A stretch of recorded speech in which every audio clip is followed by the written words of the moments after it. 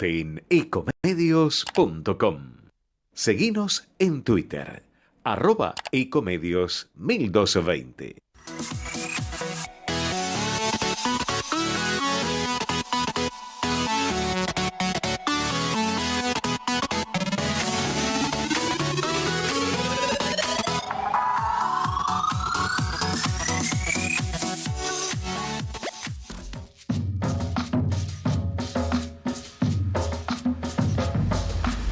Buenas tardes, bienvenidos a una nueva emisión de Entre Ustedes y Nosotros, este programa que ya es una marca de radio y de televisión después de más de 20 años ininterrumpidos en el aire, con su conductor natural Jorge Enríquez, que bueno, ha alternado muchos conductores o co-conductores o columnistas, pero bueno, el fundador y hacedor de este envío es él, indiscutiblemente.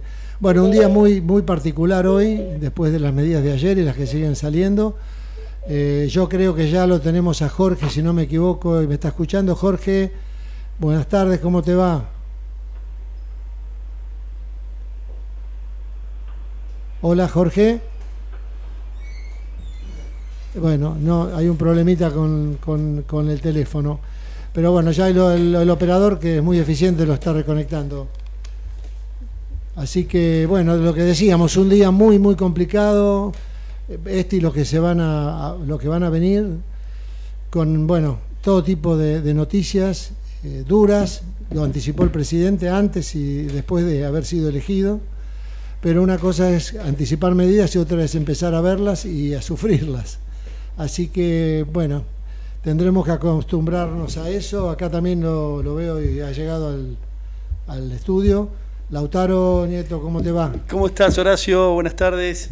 Bien, decía con la sorpresa de las nuevas medidas, no sorpresa, pero sí ese nerviosismo de qué más habrá y cómo vendrá y cuál será el alcance y qué consecuencias tendrá para todos, ¿no? Y vos sabés que eso se ve en todos lados. Recién viniendo para acá, justamente llego tarde por el tema de que hay terribles colas para cargar nafta. Bueno, ¿qué va a ser? Bueno, 35% de aumento. Te comento, ya está Jorge en línea, ahora sí, lo tenemos. Jorge, buenas tardes. Sí, buenas tardes a todos. ¿Cómo estás, Jorge? Buenas tardes. Estaba con el coche, me acaba de rozar un coche, el auto, así que estoy estacionando para... Bueno, es en vivo, bien en vivo esto, bueno. Bien en vivo, sí. Esperamos tu editorial, Jorge, porque el día lo amerita. Sí, esperate un segundo porque... Bueno, cuando Jorge esté pronto, seguimos. Bueno, sí. ¿Estás ahí? Bueno, un día con muchas novedades. Primero empecemos con el discurso del presidente del otro día, del domingo pasado, que fue un discurso, a mi juicio, muy como lo acabo de escribir en un artículo, un discurso a pura verdad. Realmente Milei no engañó a nadie. Milei dijo que los meses que vienen van a ser muy bravos en todo sentido, y esto que la gente vaya tomando noticias, porque parece que cuando le tocan a uno, enseguida cuando le tocan al otro nadie dice nada. Ahora, para cuando me toca, como decía Macri, sí, hagamos el ajuste, pero con la mía no te metas. Entonces es así, si va a haber un congelamiento de sueldo, de salario, etcétera, bueno, es para todos igual, ley pareja y justa para todos.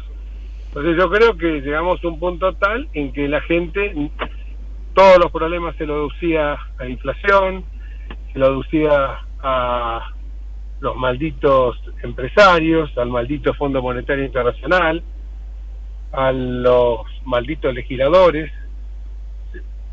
¿Hola? Sí, te escuchamos, Jorge. Sí, a todos esos integrantes de la sociedad, pero el déficit fiscal es la causa de todos los problemas. Inflación, deuda y dólar son solo sus consecuencias. Nos volvimos adictos al déficit, lo que nos generó entonces unas crisis recurrentes, que es lo que venimos sufriendo. Y entonces por eso echamos la culpa a los especuladores, decimos que los empresarios, los almaceneros, todos tienen la culpa de nuestras desgracias, cuando nuestra desgracia es justamente que tenemos desde hace más de 80 años la adicción al déficit, a no vivir con lo nuestro, sino a vivir de fantasías. Y 2 más 2, como lo digo siempre, es 4, no es pajarito, es 4 acá y en Japón. Y hay leyes de la economía que no se pueden torcer, porque uno lo ve en la vida diaria, en la vida cotidiana. ¿Qué es lo que pasa en la vida cotidiana? Si yo gasto 120 y me entraron 100, alguien tiene que pagar esa diferencia. ¿Quién la va a pagar? La va a pagar el vecino de al lado, que le voy a pedir la plata prestada, pero que la tengo que devolver. En este caso sería el Fondo Monetario, un banco, sería un fondo, un organismo multilateral de crédito, o de lo contrario, otra alternativa no tengo que hipotecar un bien. Ahora, lo que pasa es que nosotros en el sector público tenemos algo mágico, que es la maquinita de hacer billetes. Entonces, ¿qué pasa? La gente se pregunta, bueno, no importa, el problema es un problema típicamente fiscal. La emisión monetaria, que toda la gente no lo logra entender, conduce a que existe una abundancia de pesos. Entonces el peso, que en definitiva es una mercancía, el peso, si lo entienden, como cualquier otra, al haber una oferta desmesurada de pesos, una circulación monetaria feroz, el valor cae respecto de los bienes, de otros bienes y de los activos financieros, entre ellos el dólar. Hay una inflación reprimida, producto de los controles de precios, y si no se revierte esa situación, vamos a llegar a una hiperinflación desenfrenada. A ver, cuando Milei dice, a lo mejor puede ser exageradamente, yo creo que es una persona que no miente. Podrá tener algunas actitudes medias a lo mejor extravagantes, pero no es mentiroso y es decente. Me parece que son 2 valores fundamentales que muchos de los políticos que hemos tenido durante muchos años no eran justamente atributos que podían lucir. Entonces, cuando dice que la inflación puede llegar al 15.000%, nos está hablando de algo que es, ayer lo dijo Caputo, el ministro de Hacienda, de Economía. Si 1 litro de leche hoy vale 400 pesos, según una inflación del 15.000%, va a valer 60.000 pesos. Entonces, esto hay que combatirlo. ¿Cómo se combate? Bueno, hay 2 caminos. Uno, atacar el gasto público, y el otro es mejorar los ingresos fiscales. Son medidas absolutamente necesarias e inevitables. Entonces, ¿qué es lo que se hace? Y bueno, se van a revisar, ahí están la gente, me encanta porque estaban en todos los medios de comunicación, hay que ajustar a la clase política. Bueno, la clase política ya vemos que 18 ministerios pasó a 9, o sea que lo redujeron un 50%. De 106 secretarías de Estado que había, pasaron a 54, o sea, un 49%. 181 subsecretarías, más o menos tiro el número, pasaron a ser 140, o sea, esto es un 20 y pico %, o sea que es una reducción general de un 35%. Se han suprimido ministerios, como el Ministerio de la Mujer, despilfarro absurdo total, 81.000 millones de pesos al año, y los femicidios no bajaron, aumentaron. Eso sí, la ley Micaela te capacita que tenés que tratar bien a la mujer, todo verso. Los tipos que cometen femicidios seguramente han sido destruidos por la famosa ley Micaela, ¿no? Sí, bueno. Y al día siguiente a lo mejor la golpearon a la mujer o ocurrieron otro tipo de agresiones que no solamente la violencia física, sino que la violencia moral. Entonces me parece que un tema importante que es reestructurar el Estado, reducir la planta estatal, me parece que es algo que es absolutamente esencial que eso ocurra. Entonces, eso por un lado. Por el otro lado, sigamos con los otros temas que reducir no renovar los contratos laborales que hizo el Estado en el último año. Y bueno, hicieron un festival de designaciones. Ahora yo lo lamento, a lo mejor en esas designaciones había alguien capaz, había alguien que era absolutamente necesario. Y bueno, pero están todas teniendo un color político. Evidentemente, lo que se busca es la eliminación del empleo militante, que es el que nace por cuestiones políticas, por cuestiones de caja, por cuestiones de campaña. Eso es lo que se busca. Tercer tema, acá vale más de tolerar. Yo veo que ahora, hoy salieron varios comunicadores sociales, no voy a decir los nombres para no ser descortés, pero salieron a pegar con que los asesores, el Congreso, con que patatín, patatán. Y para decir, mire, yo tenía muchos asesores, pero resulta que algunos se dan, ¿no? ¿Usted cree que yo podía tenerlo como asesor a Félix Lonigro o a Daniel Sauzay pagándole un sueldo? Yo tenía don Oren. y obviamente no le salió un mango al Estado, pero tenía gente de primer nivel, médicos como director de la FLENI, de primer nivel. Y tenía, entonces si usted suma los asesores que no tenía, sí, tenía 20 asesores. ¿Sabe cuánto cobraban? 3. Otro, el fiscal general de la Ciudad de Buenos Aires, jubilado, por supuesto podía estar conmigo, Luis Vasco, lo mismo, no cobraba. Entonces, ¿por qué? Porque era honorable, era algo, porque era gente que no tenían, a lo mejor tenía necesidad, pero lo veían como un honorífico ayudar o trabajar con un diputado. Entonces, bueno, y hoy salieron los comunicadores a pegar con eso. Los diputados no tienen autos con chofer, no tienen jubilación de privilegio, salieron a pegar con todas estas cosas. ¿Por qué? Porque les ha apretado el zapato. ¿Por qué les apretó el zapato?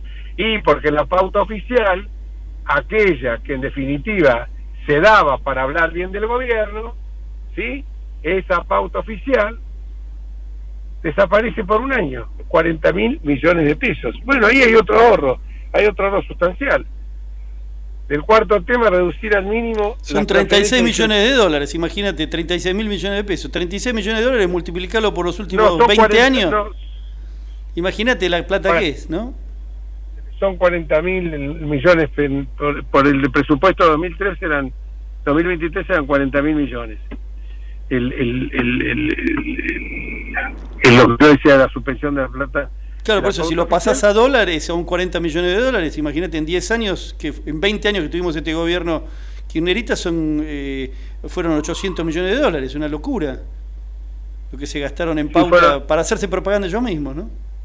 Sí, fueron 16 años, porque les contaron 16, los 4 de Macri, en los 4 de Macri la pauta oficial se redujo sustancialmente y bueno, y por eso yo como cuando no podía conseguir pauta oficial, había muchos que se enojaban conmigo, muchos periodistas, pero es otro cantar ese. Y la pauta ese para alabar al gobierno de turno. Exacto. Menos dinero también, otra, no sé si cuánto dije, 3 o 4, menos dinero, reducir al mínimo las transferencias discrecionales que se hace el Estado Nacional a las provincias, que siempre se usó como moneda de cambio para obtener favores políticos. Eso solo implica una disminución del 0,4% de déficit fiscal.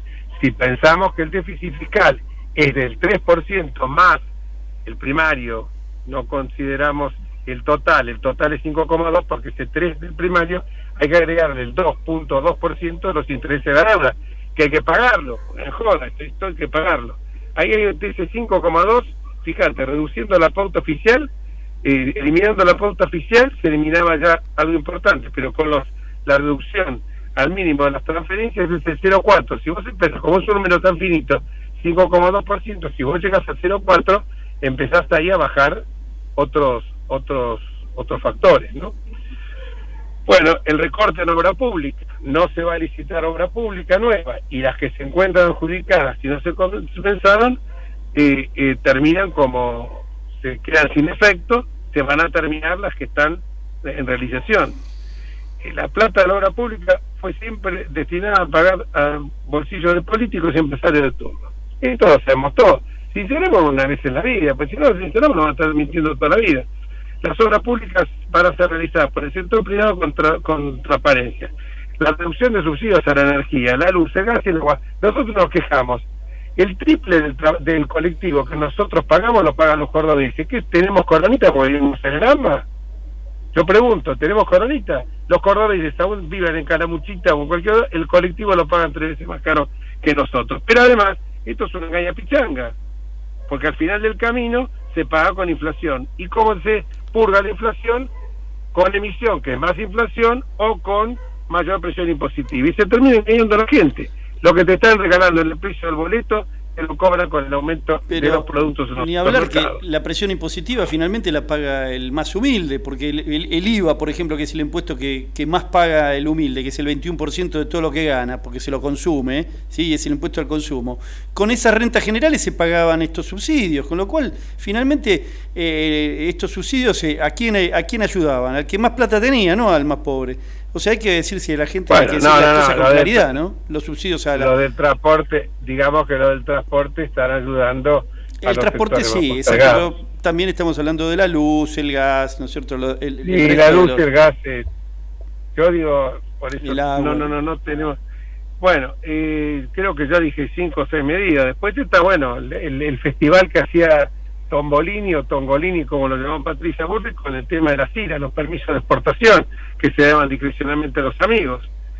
Eso ahora creo que tenemos 8 rubros. Y después queda el sinceramiento del tipo de cambio, que el dólar se fue en 800, lo fijó el gobierno, quedó al final en 820 de Banco Nación, y el dólar blue, que todo el mundo se espantaba que iba a llegar a cifras astronómicas, bueno, está en 1100, creo que en 1115 cerró el dólar blue. El dólar tarjeta, obviamente, el dólar tarjeta, la gente que lo quiere gastar en el exterior, los dólares en lugar de gastarlo acá, y bueno, me parece que tiene que cobrarse un impuesto, porque a lo mejor son dólares que o no estaban en el circuito financiero o estaban debajo del colchón. Me parece que es justo un país que está quemado con reservas de 11.000 millones de pesos en rojo, de dólares, perdón, en rojo. Me parece que hay un aumento provisorio del impuesto país que determina que el dólar tarjeta o el dólar Qatar, como se dio en su momento, se vaya a 1.200 pesos. Sí, digo, 1.200 pesos. Las políticas sociales, eso me parece que es necesario. Se mantienen los planes sociales, por ejemplo el plan Potenciar Trabajo, que tiene 125.000 beneficiarios, que no habrá más intermediación para los planes esos, y con ello estamos eliminando otro 0,4% del déficit, sin bajar los planes Potenciar Trabajo, eliminando la intermediación parasitaria que beneficiaba a los bolsillos de los pérficos, los de Elías y los beligones de la vida.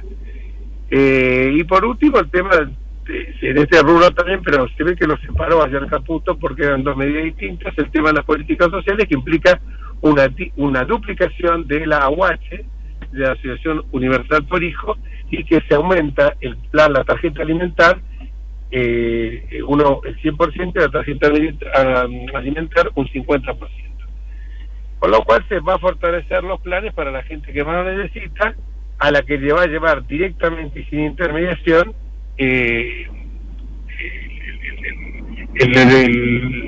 lo que ellos necesitan. Así que me parece que estos son los primeros lineamientos.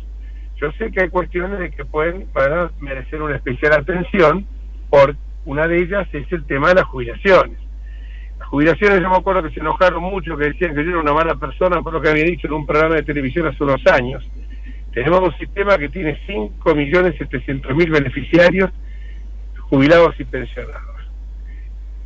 De esos 5.700.000 hay más de 2 millones que nunca pagaron, que nunca aportaron. Entonces yo, que aporté toda mi vida, ¿por qué? Y porque, bueno, no, jubilar la dama de casa, pues la dama de casa no pudo trabajar, y como no pudo trabajar, bueno, muchachos, había más de casa que trabajaban.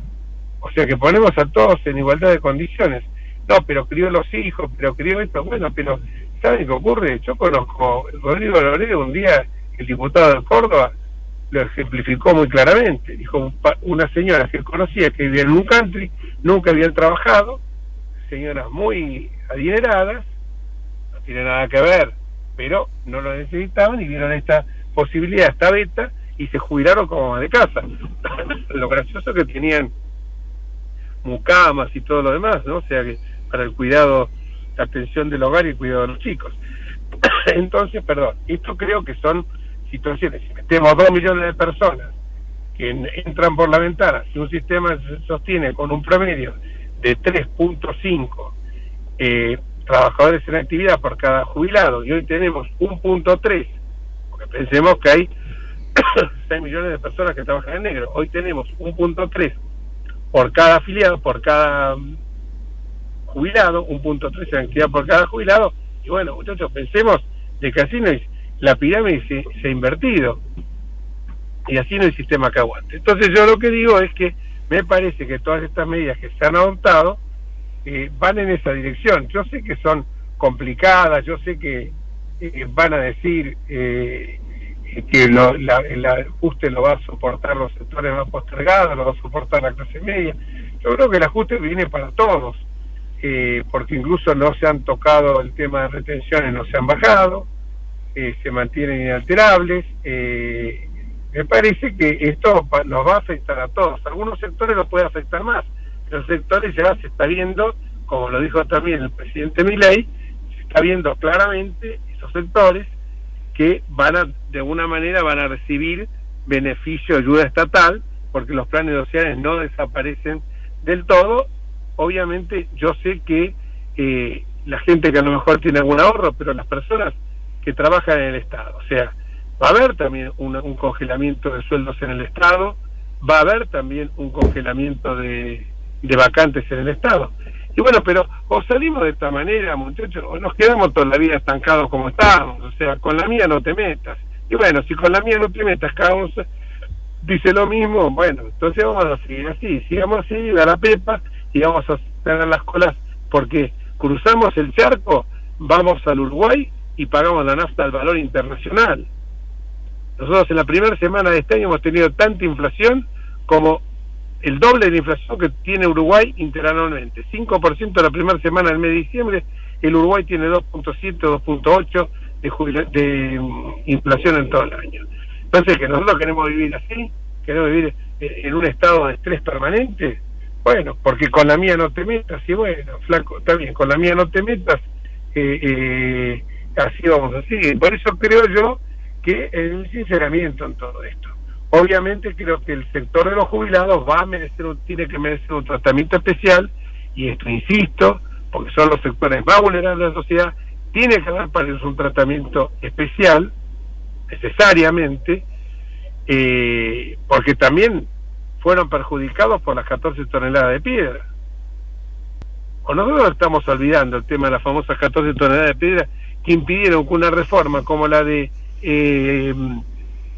Macri, que establecía un mix entre el promedio del salario básico del empleado estatal y el ¿cómo se llama? Y la inflación, el índice de precios al consumidor, nos costó 14 toneladas de piedra. Hoy los jubilados estarían cobrando un 30% más lo que están cobrando. Es poco, porque la realidad es que cobran 105.000 o 106.000 pesos la mínima. La mínima son alrededor de 7 millones de jubilados y pensionados. 7 millones, la mínima son el 70% de los jubilados y pensionados. Entonces, esos que están cobrando hoy la mínima, van a cobrar este mes casi el doble, un poco más del doble. ¿Por qué? Porque con el plan Platita metieron, ante las elecciones, de decir, bueno, diciembre le damos un bono extra total que lo pague el que viene. ¿Qué me importa si el Estado no soy yo? Yo ya me fui a España uno y el otro creo que se fue a Miami o andará por ahí. Les importan 3 pepinos. Si aparte, vamos a ser sinceros, estos muchachos se la llevaron todas, o la que falta de acá, bueno, y con la corrupción sí tiene que ser absolutamente implacable. Entonces yo creo que, me parece que sacando esas cuestiones, que yo creo que hay que prestar una especial atención, que es el tema de los jubilados y pensionados, me parece que el tema es ir en la línea correcta. ¿Van a ser meses duros? Y sí, tienen que ser meses duros necesariamente, pero venimos del quinto infierno del Dante, así que yo creo que hay que tener esperanza. No es soplar y hacer botellas, tampoco la esperanza sin ningún fundamento, sin ningún criterio, la fe, la esperanza, esas pavadas que repetía como un karma Scioli, el actual embajador en Brasil. No hay que repetirlo como un karma pero me parece que hay que darle un voto de confianza. Un voto de confianza que no es un cheque en blanco, que no es para hacer lo que quiera el presidente. Pues si tiene que sujetar, por ejemplo, todo lo que se refiere al gasto, la modificación de las normas electorales, por supuesto, pero no se trata de eso, sino de las normas vinculadas con el tema presupuestario, el tema tributario, tiene que pasar necesariamente por el Congreso. Y el Congreso yo creo que le va a dar un voto de confianza también. Hoy el Congreso dio una muestra cabal de lo que sucedió en el Senado cuando se consagró al doctor Bartolomé Abdala. Se consiguió formar, gracias a la doctora Vicky Villarroel, se consiguió formar una mayoría que permitió que, como correspondía, y como lo había hecho Cristina por otra parte, Cristina había sido muy en esto, muy concreta y muy contundente cuando dijo que la vicepresidencia, la presidencia provisional del Senado, o sea, segundo en la línea sucesoria, tenía que ser obviamente de la misma fuerza política que había ganado las elecciones a nivel ejecutivo. En este caso, esa fuerza política es el Partido de la Libertad Avanza, en consecuencia tenía que haber sido, pero para esto tuvo que constituir una mayoría especial que estoy seguro que se va a volver a constituir cuando haya que votar las leyes que se requieren para implementar las medidas que quiere realizar, que quiere llevar a cabo el gobierno de Javier Milei. Nosotros creo que tenemos que dar un voto de confianza. Repito, voto de confianza no es cheque en blanco, no es ahora sé lo que vos quieras.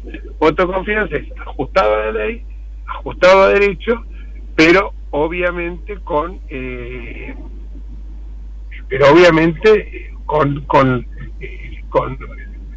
la posibilidad de que aquellas cuestiones que se pueden implementar por decreto del Poder Ejecutivo, no son solamente los decretos de necesidad de urgencia, hay otras clases de decretos que puede dictar el Poder Ejecutivo, se pueden hacer por esa vía. Creo que lo que nosotros tenemos que pensemos dónde vienen las bombas que recibe Milei, deuda de 415.000 millones de dólares, 415.000, la peor herencia de la historia argentina, 5 puntos, como ya dije, del PBI, de déficit, un banco central con reservas negativas, ya lo hemos dicho, deuda con los importadores, LELIC que al 14%, LELIC son 24.000 millones de dólares, 12.000 millones de dólares del plan Platiti, bueno, la fiesta hay que pagarla. Yo sé que a lo mejor a uno dice, sí, pero en esta fiesta yo no tomé champán francés, me tiraron un canapé que encima estaba con gusto húmedo, estaba rancio. Esto no, bueno, ¿no te da la sensación que es un tren que descarriló? Por más que lo trates de atrapar, el tren te va a empujar 2 o 3 pisos para abajo. Es decir, eso es una cosa evidente. Estos tipos tiraron un tren por una ventana y pretenden que vos lo atajes en el aire y lo saques para arriba. Es decir, te arrastra sin duda. Acá hay que sincerar precios que estaban totalmente trastocados por reprimidos, es decir, si no hay un sinceramiento de variables, de todas las variables que estaban reprimidas, recién ahí va a empezar a funcionar una economía. Si vos tenés todos los precios distorsionados, ¿cómo haces para invertir, para programar en tu empresa, si vos sabés que no sabés cuáles van a ser los precios el día de mañana, con lo que estaba todo reprimido? Seguro, es decir, totalmente. Es obvio que te lleva a un aumento, pero bueno, porque había expectativas que estaban absolutamente reprimidas, pero bueno, lo primero que hay que hacer es un sinceramiento de los costos de la economía para saber dónde estás parado, y eso te lo da el mercado, no te lo da la represión de los precios. Seguro, el plan de precios cuidados, el plan de control de precios, entonces, desde el fondo de la historia de los tiempos se ha demostrado que es un fracaso. Bueno, creo que tenemos que ir a la pausa y yo me despido, así que queda el programa te quería preguntar algo sobre la mochila austríaca, no sé si querés después, porque justamente hoy a la mañana Teddy Karogasian, un empresario que hoy a la mañana justamente estaba hablando de lo que vos predicás siempre, Jorge, que es porque él dice que el mal de todos los males en la Argentina y lo que produce el déficit fiscal fundamentalmente es que la gente quiere trabajar en el Estado, no solamente que el déficit lo producen los políticos, sino que la gente lucha para trabajar en el Estado, porque lamentablemente no tiene una alternativa en el trabajo privado. Escúchame, negro, la verdad, voy por la calle, por cerca de tribunales, y hay piden bachero, moza, camarera, cocinera, elegí en el Tucumán lleno de venezolanos, ¿no? Hay que laburar. Argentinos no, pero venezolanos o lo que sea, pero no, se necesitan y no consiguen. ¿Por qué? Porque están todos quieren vivir del plan trabajar o quieren vivir del Estado. Entonces, no es que la gente va al Estado porque no hay sector privado, no, porque él sostiene que se podría mejorar muchísimo si se estableciera la mochila austríaca. Dice, los empresarios abrirían una empresa todos los días. Sí, bueno, pero tomarían gente todos los días. no solo la mochila austríaca, hay que bajar los impuestos también, y también hay que generar la mentalidad que el Estado no es la bolsa de trabajo ni el premio a una militancia política, ni a un amiguismo, ni a un nepotismo. Me parece que yo lo conozco mucho, es un tipo muy capaz, pero la solución pasa, la gente no busca ir al Estado porque no hay en el sector privado. No, eso hay lugares, lo que pasa es que, claro, todos quieren ser gerentes, ninguno quiere arremangarse para laburar, y saben que en el Estado tienen toda una serie de privilegios, obra social, jubilaciones especiales, tienen toda una serie de cuestiones que la verdad que son realmente canonjías, que son privilegios que no cuenta el común de la gente. Así Jorge, que bueno, sabemos que tenés una actividad y que estás apurado, así que vamos al corte y te despedimos, si te parece bien. Bueno, muy bien. Bueno, un saludo grande, Jorge. Un buen programa, hasta el próximo miércoles, si Dios quiere, muchachos. Hasta luego. Bueno, gracias grande. A vos.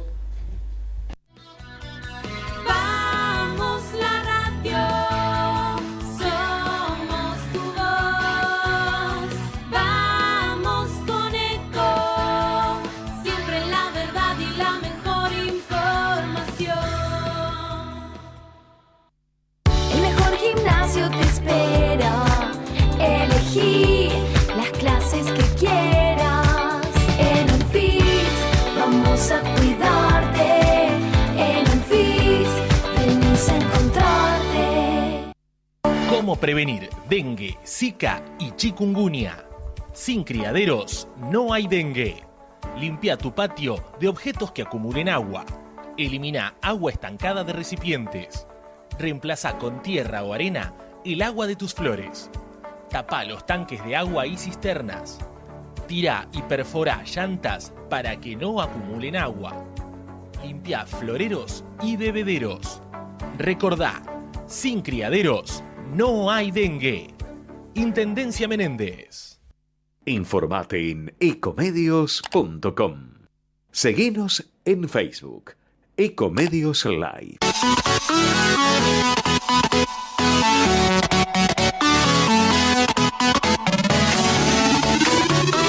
Escribanos en tu ciudad. Nuestro consejo es prevenir problemas. Colegio de Escribanos de la Ciudad de Buenos Aires. Consejo Federal del Notariado Argentino. El Colegio Profesional Inmobiliario auspicia este programa. Colegio Profesional Inmobiliario, cada vez más profesionales. ¿Conocéis los planes de salud de Andar, la obra social de los viajantes vendedores? Planes para empleados en relación de dependencia, monotributistas y particulares. Solicita un asesor comercial al 0810-345-0184.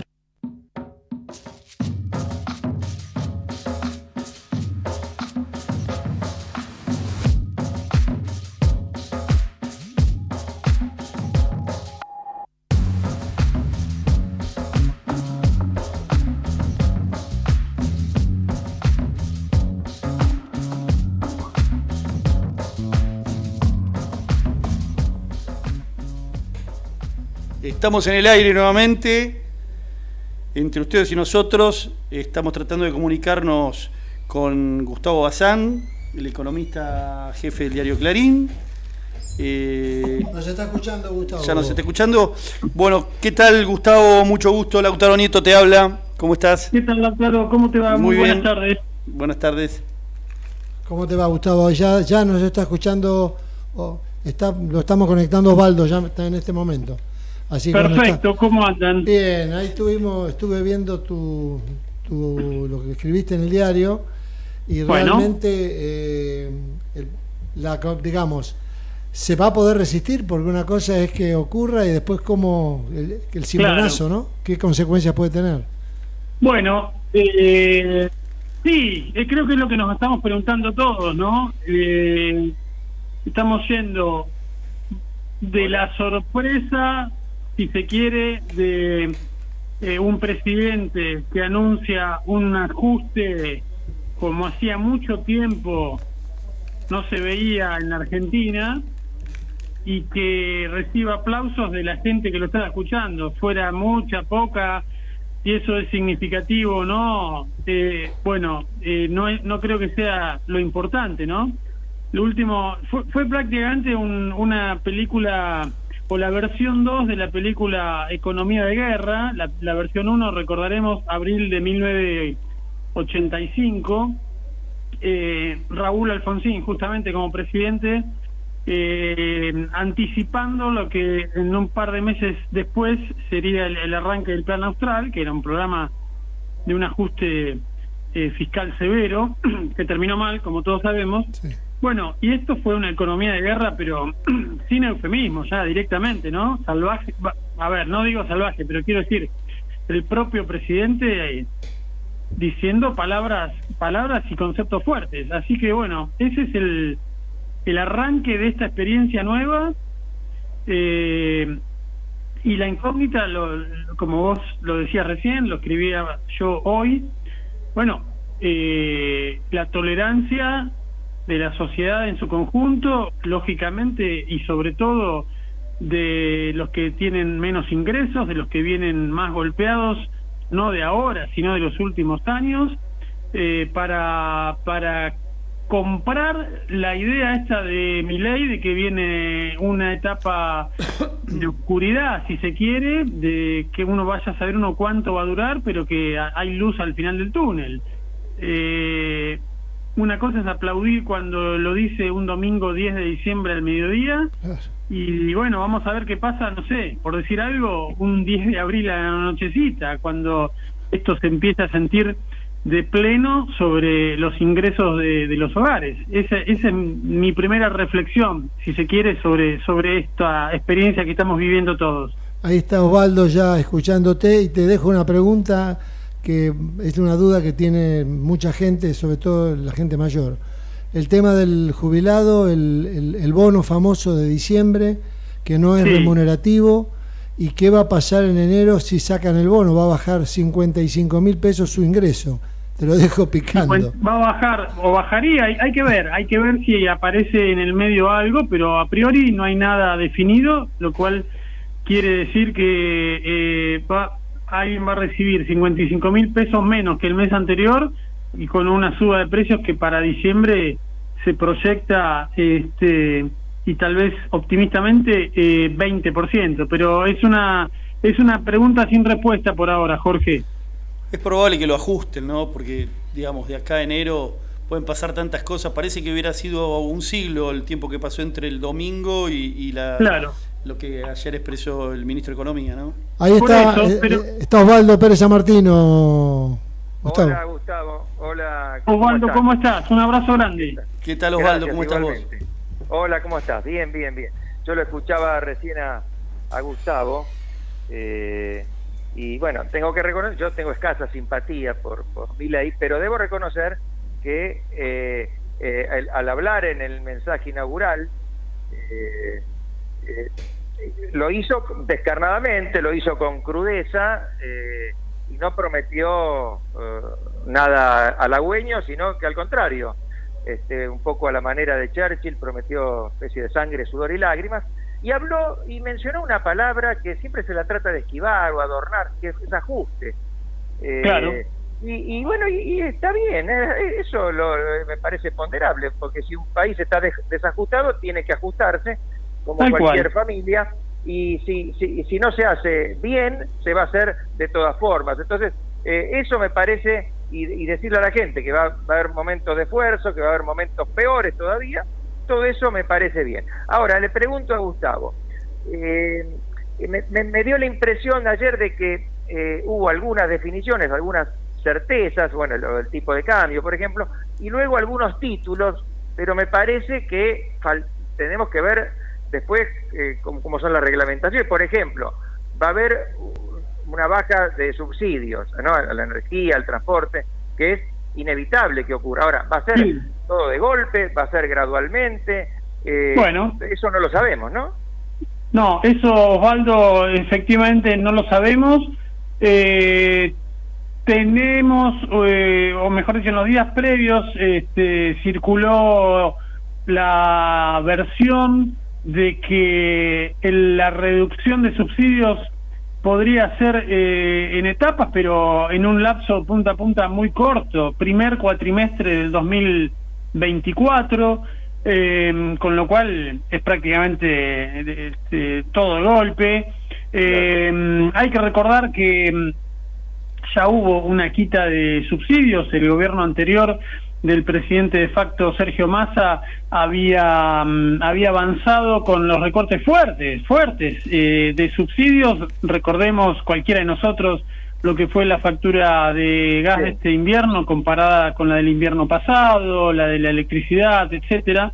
Hubo aumentos nominales muy fuertes. Se había avanzado en que los hogares de ingresos medios altos y altos pagaran prácticamente el 100% del costo real de la factura, pero eso quedó un proceso que se interrumpió después, el lunes siguiente a las PASO, cuando se decidió interrumpir todo tipo de aumento.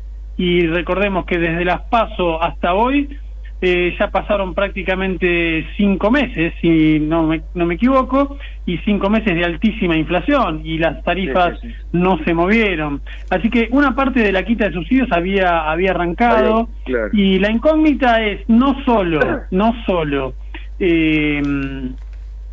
qué porcentaje de los subsidios y en qué tiempo se van a recortar, sino qué alcance va a tener ese recorte, porque recordemos que había mayoritariamente los hogares de ingresos bajos y medios bajos mantuvieron el grueso de los subsidios. Yo estaba viendo recién un monitor de subsidios a la electricidad que hace la Oficina de Presupuesto del Congreso, y para ese segmento de hogares, repito, de hogares de ingresos medios y bajos, estos hogares estaban pagando no más del 15% de lo que cuesta la factura, o lo que cuesta el consumo real. Así que la incógnita es no solo la velocidad de la quita de subsidios, sino el alcance que va a tener, porque hasta ahora todos estábamos acostumbrados a lo que se denomina una tarifa social, y bueno, vamos a ver qué magnitud va a tener esa cobertura a partir de ahora, pero evidentemente ahí va a venir un sacudón grande para los consumidores de luz, gas y agua, que va a ser importante, repito, para clase media para arriba, por lo menos. Claro, ahí el kirchnerismo en estos 20 años, digamos, y creo que vos sabrás mejor, me parece que empezó ya con Duhalde probablemente, nos acostumbró a estos subsidios, ¿no? A que no pagáramos lo que cuesta el transporte o la energía. Y sin duda hay que revertirlo. Lo que pasa es que es difícil cómo hacerlo, ¿no? Y si es abrupto, porque las familias, pensemos sobre todo personas de clase media baja, que se fueron de hecho, bueno, es una decisión del Estado y en su presupuesto familiar, antes pagaban lo que correspondía, pero en definitiva se fueron acostumbrando a que ese rubro pagan menos, mucho menos del costo, ¿no? Entonces, sí, perdón. No, te quería hacer una pincelada nada más de color. Sí. Vos y yo, y Jorge, y supongo que todos los que estamos aquí escuchándonos, somos de la generación donde nuestros padres nos decían, che, apaga la luz, o no dejes prendida la luz, y nosotros corríamos a nuestros hijos, íbamos atrás de nuestros hijos apagando la luz porque nos quedó esa costumbre. Yo lo sigo el aire acondicionado era un lujo, ¿no? Sí. Y eso refleja bien lo que era, de alguna manera, entre comillas, el tener cierta conciencia de lo que costaban en otros tiempos la luz, el gas, bueno, el teléfono ni hablar, las llamadas de larga distancia eran todo un presupuesto. Obviamente la tecnología eso cambió y desapareció ese problema, pero luz y gas, si uno compara cualquiera que se haya ido de vacaciones a Uruguay, uno sabe que cuando uno paga el alquiler de lo que sea por esa semanita o 2 semanas de vacaciones, pero viene el anexo de, bueno, acá tenés además lo que consumiste de energía, y es un dolor de cabeza muchas veces, así que evidentemente ahí hay un problema que hay que solucionarlo. Cuando viví cerca de un año en Estados Unidos, en el invierno, que tenía que pagar el gas, y en Connecticut era muy frío, era un sacudón tremendo. Pero claro, bueno, 200, 300 dólares por mes pagarías. Lo dijiste recién, Osvaldo. Si alguien quiere decirle a esto ajuste salvaje, bueno, es el espejo del desajuste salvaje que se vino extendiendo y agudizando en los últimos años. Tampoco nos podemos hacer los distraídos con eso, ¿no? Cuando alguien venga a decir eso. No, mi única duda es, sobre todo para eso, porque hay un sector, digamos, que más abajo que está la tarjeta alimentar, el plan social, después, pero hay un sector, digamos, entre clase media baja o que no llegan a esos beneficios, que si le impacta de golpe me parece que va a ser un dolor muy muy fuerte. Yo creo que la legitimación de este ajuste, como en su momento me parece, por ahí hablándolo rápidamente, por ahí hubo matices, la legitimación del ajuste va a venir cuando el índice de inflación realmente uno lo vea caer. Claro.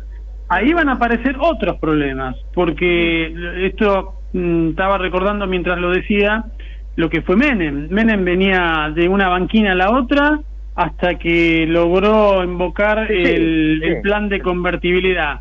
Recordemos que en el año 91, la convertibilidad, hasta marzo del 91 estábamos todos colgados del pincel porque otra vez la inflación se empezaba a disparar. Y Menem, Cavallo impusieron la ley de convertibilidad a partir del 1 de abril de 1991 y en octubre Menem ganó cómodamente las elecciones, las del 91 y las del 93, y bueno, y la reelección en el 95, y el hecho de que la inflación fue realmente dominada en esos años fue crucial para esos resultados electorales. Como le pasó, digamos, un periodo mucho más breve, porque en definitiva después fracasó, pero en el inicio del plan austral, Alfonsín gana las elecciones legislativas del 85 también con bastante comodidad. Tal cual. Lo que sí, claro, que una vez que, imaginemos, no por un momento que realmente se cumple esta premonición de que vamos a tener unos meses muy duros y después esto empiece a bajar, si alguna vez baja la inflación a niveles normales, comparables con otros países, prácticamente con todo el mundo, después vendrán otros problemas, porque cuando baja la inflación, es como que, a ver, la inflación disimula muchas ineficiencias de la economía, y cuando baja la inflación esas ineficiencias quedan a la vista.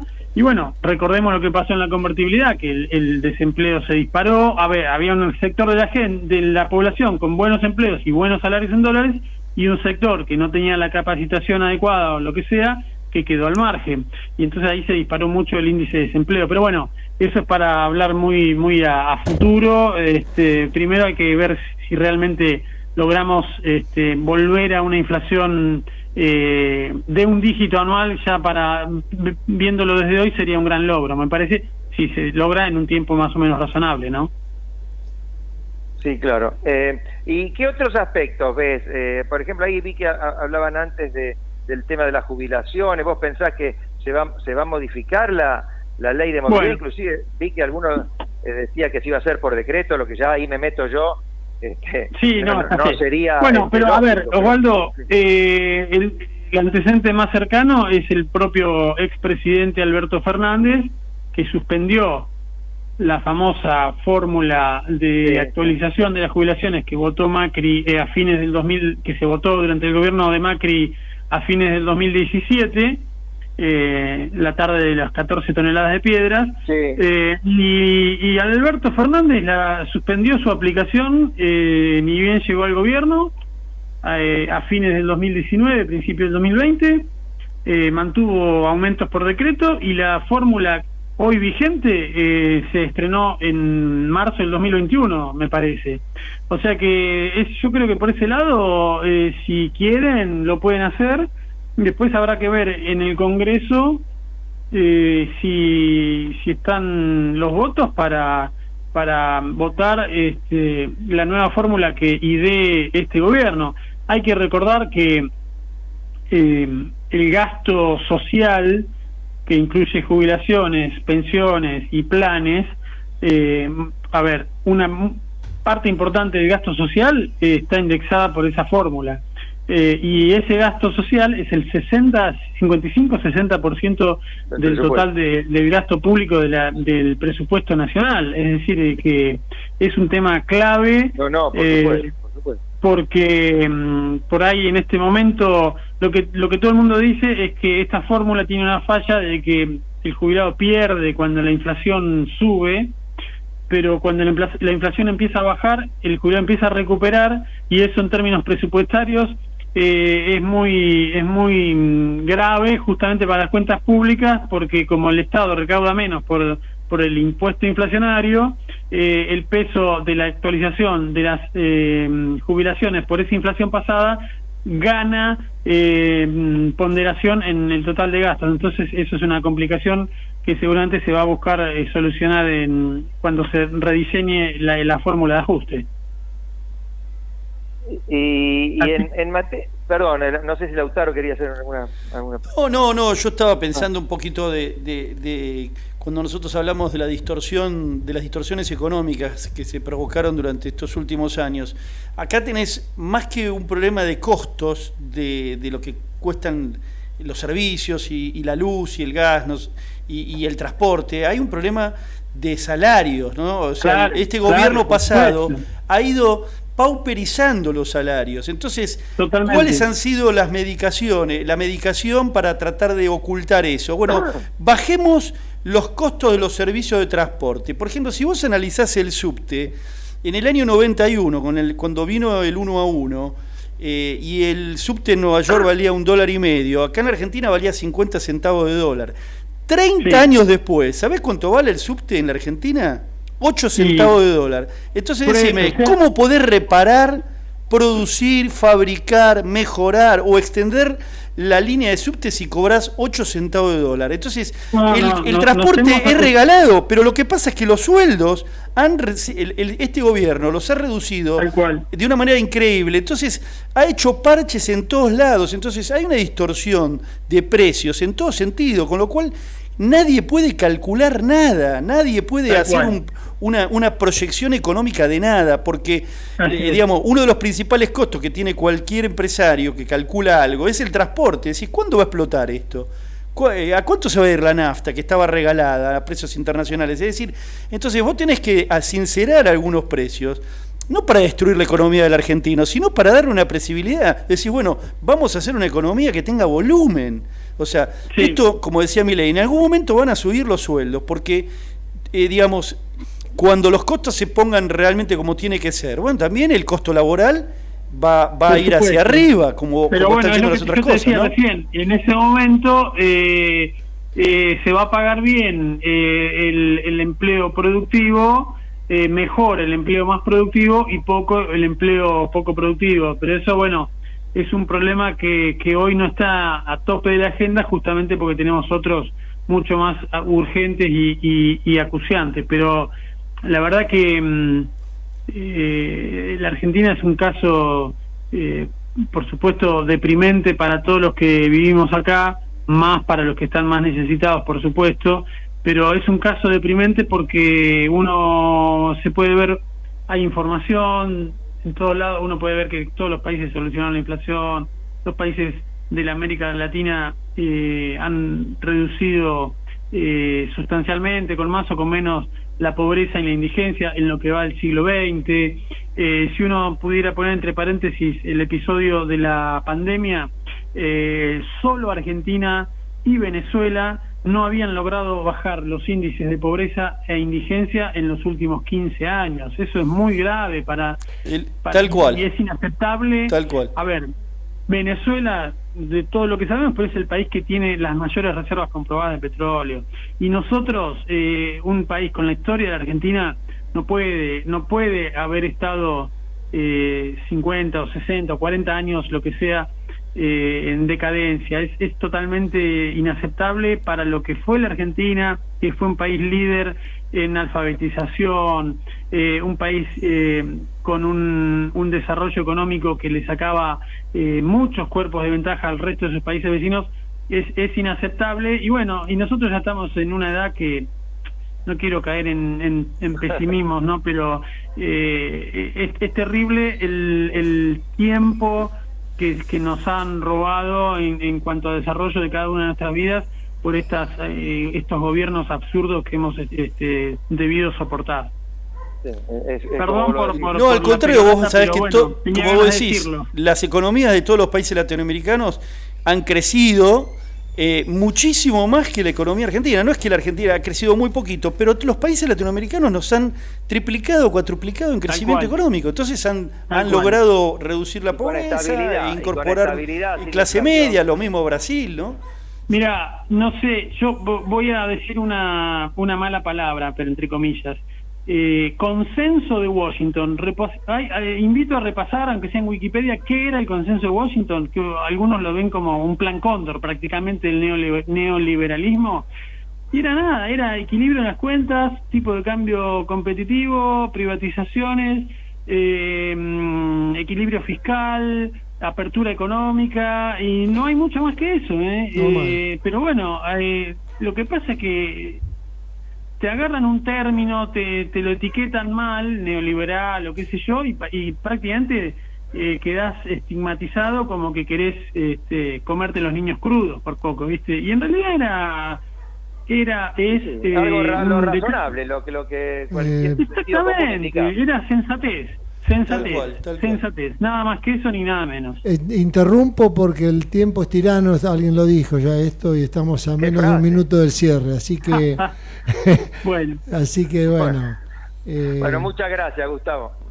Jorge, Osvaldo, un abrazo para todos, y que terminemos bien el año y que sea por lo menos con paz, y si se puede con prosperidad también, ¿sí? Ojalá. Gracias, Bueno, Gustavo, muchísimas gracias, Muchísimas gracias, Gustavo. Bueno, Osvaldo, nos estamos despidiendo también, así que bueno. Sí, bueno, que la pasen bien ustedes, y nos veremos la semana que viene. Nos escucharemos la semana que viene. Bueno. Gracias, Osvaldo. Así es. Bueno, un abrazo enorme, Osvaldito. Y bueno, y nos vamos hasta el próximo programa, como siempre, los miércoles a las 18 horas. Chau. Chau.